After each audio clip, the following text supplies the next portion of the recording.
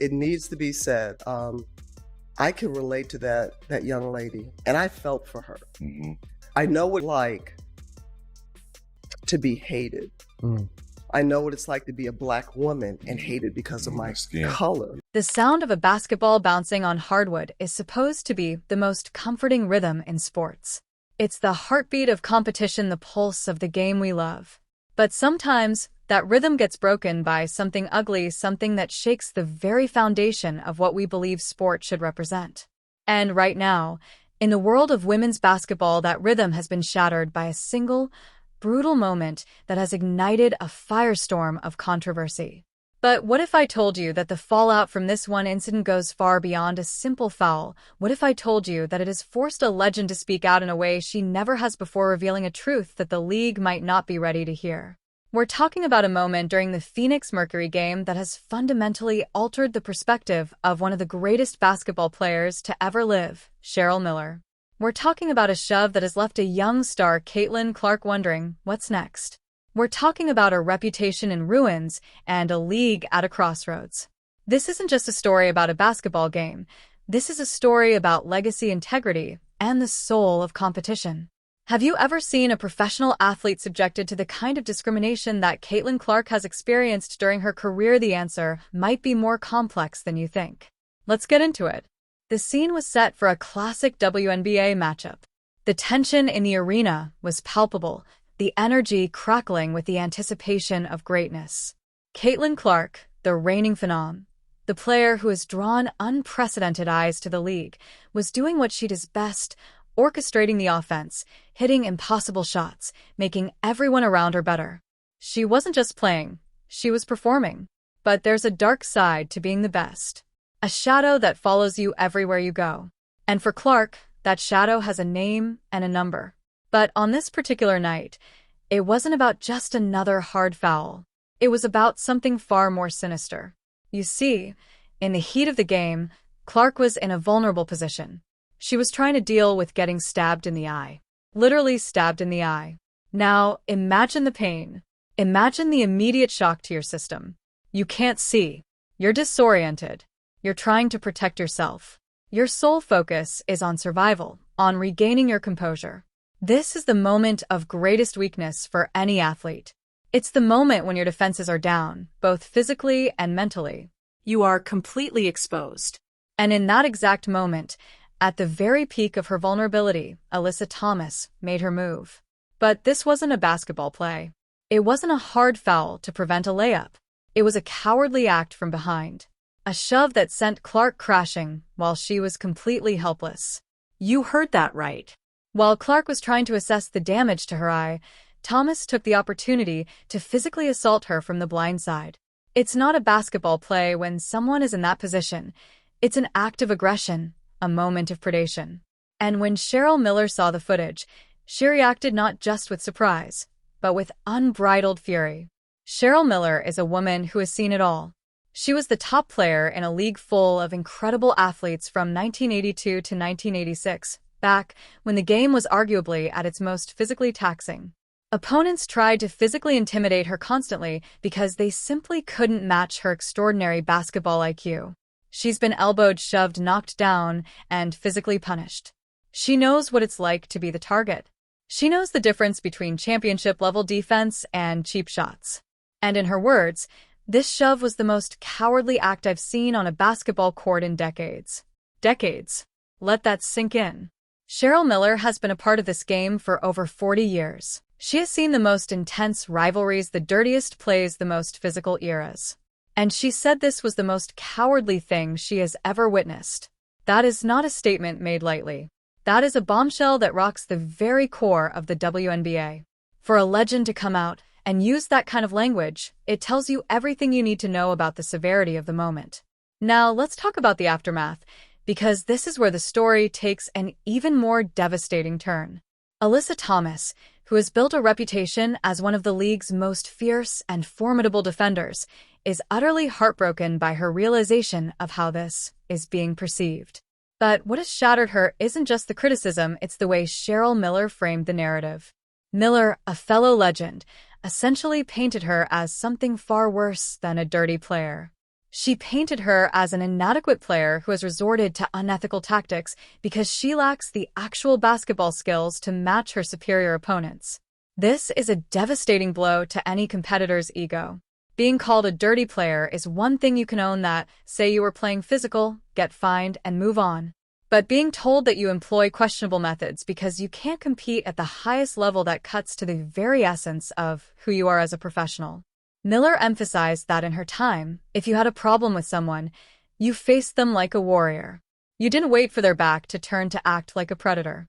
Thomas's pathetic reaction after the incident only seemed to pour fuel on the fire. Instead of expressing regret or acknowledging that she might have gone too far, Thomas played the victim. She falsely claimed that fans and the media were unfairly condemning her using the phrase, "damned if I do, damned if I don't." Can you imagine hearing that after you just shoved a defenseless player who couldn't see? The audacity, as some would say, is breathtaking. And this is where Cheryl Miller's perspective becomes incredibly pointed. To her, this play the victim mentality is the ultimate sign of weakness. Miller has always represented a code of honor. She claims that the game's champions and legends, the truly outstanding competitors, always take full responsibility for their actions, especially when those actions could put another player in grave risk. When Miller saw Thomas deflect blame, she saw an athlete who secretly knew she couldn't compete at the highest level. And instead of working harder, she found more questionable ways to affect the game. This isn't just about one foul anymore. This is about a philosophy of competition. And right now, the basketball world is torn. We have a legend, Cheryl Miller, who is using her voice to protect the game's integrity, to point a finger at what she sees as a rot in the system. Her analysis highlights Caitlin Clark's remarkable qualities in a way that truly shines. Clark, Miller notes, possesses the same unique qualities that made her one of the greatest basketball players in history: an exceptional basketball IQ, unexplained clutch shooting ability, and above all, a divine vision to improve everyone around her. But Miller is also observing something that really concerns her. This incredibly talented young athlete must constantly be on the watch for cheap shots and dirty tricks rather than focusing only on fulfilling her boundless basketball potential. Every time Clark drives the lane, she's not just thinking about the finish, she's worrying about the landing. Every time she sets up for a screen, she's bracing for the impact. She is carrying the weight of being the unchallenged face of women's basketball while simultaneously being hunted.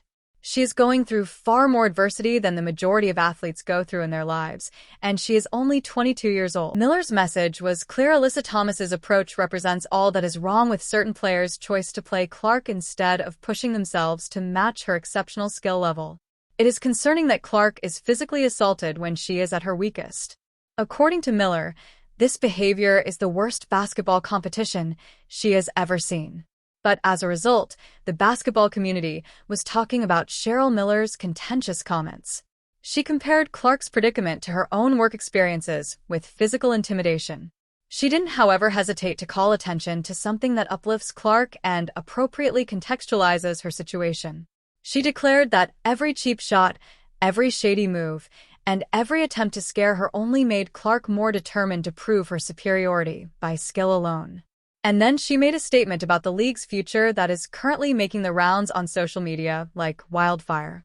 Cheryl Miller claims that if the WNBA allows girls like Alyssa Thomas to chase superstars without facing repercussions, it sends a message that mediocre players can use unethical tactics to remain relevant rather than improving their actual basketball talents. She argues that this creates a dangerous precedent that can deter players who are lifting the bar for the league. It's a battle for the soul of the game, and Miller has planted her flag firmly on the side of protecting the stars. From her point of view, Caitlin Clark embodies all the qualities that make basketball special: talent, vision, class, and competitiveness. She also sees everything that may be detrimental to the sport in players like Alyssa Thomas. The seasoned basketball player made it clear that the WNBA is at a pivotal moment. They have two options: either they keep allowing weaker players to use dishonest techniques to stay relevant, or they protect and spotlight their best players, enabling guys like Clark to reach their full potential and improve the league as a whole. Cheryl Miller's message was clear. The league's future will depend on the choice selected. But this is the question that everyone is discussing. Will the WNBA follow Cheryl Miller's recommendation to protect Caitlin Clark, or will they continue to allow athletes like Alyssa Thomas to harm the league's reputation through questionable methods? This is a critical junction. Television ratings are rising. Arenas are crowded. Social media conversations are growing every day, and new fans are discovering women's basketball for the first time. These kinds of situations affect not just a single player or team, but also the league's perception around the world. The WNBA is receiving unprecedented attention, and how they handle this incident will dictate whether they are seen as a legitimate, respected league that protects its assets or a league where physical intimidation is tolerated. So we have to ask ourselves, do you believe Cheryl Miller's comments truly reflect the league's present situation? Is the WNBA protecting its players sufficiently while permitting aggressive competitive basketball, or is this just a typical aspect of playing basketball professionally? Everyone seems to respond in a different way. Some say it's just physical basketball, and that Clark needs to toughen up. But Miller's argument is that there is a massive difference between physical basketball and predatory behavior. What future effects do you believe this whole situation will have on Caitlin Clark, Alyssa Thomas, and the league? Is Alyssa Thomas's reputation unfairly destroyed, or is it justified? More importantly, what standard do we, as fans and consumers of the game, want to set? This isn't going away. As the season goes on, each game will become much more vital. Every game Clark participates in will be closely watched. Every controversial play will be analyzed. Every official ruling will be contested. Every game will also add to the narrative of one of the most talked about seasons in WNBA history. The narrative is no longer restricted to a single game, a single harsh foul, or a single contentious incident. It has to do with women's basketball's future, the standards the league hopes to maintain, and how its top players are handled when they are in the public eye. Caitlin Clark's response is unquestionable. She has persisted in concentrating on basketball rather than allowing controversy, physical defense, or criticism to define her career. She continues to compete, show up, and demonstrate why so many people think she is the sport's future. But she shouldn't have to fight this battle alone. The league needs to step up. Cheryl Miller is defending more than just a gifted athlete. She is protecting basketball's fundamental purity. And one thing gets harder to overlook as the story progresses. The discussions are no longer restricted to the court. It's about the culture of the sport. For this reason, Cheryl Miller's backing of Clark is essential. She is a voice of authority speaking for the integrity of the game. Her remarks have generated intense discussion, and regardless of whether you fully concur with her viewpoint or think the circumstances have been overstated, there is little doubting that she has sparked a debate that the WNBA can no longer ignore. One thing is for sure. The most crucial question is now yours. Do you believe the WNBA is doing enough? Let's continue the conversation in the space provided for comments below. What are your thoughts on Cheryl Miller's harsh criticism of Alyssa Thomas's behavior? Do you think she's being too critical, or do you think her objections are totally legitimate? More importantly, do you believe the WNBA will eventually move to protect its biggest star? I sincerely want to know what basketball lovers around the world think. Your point of view may be featured in a future movie. Let us know in the comments.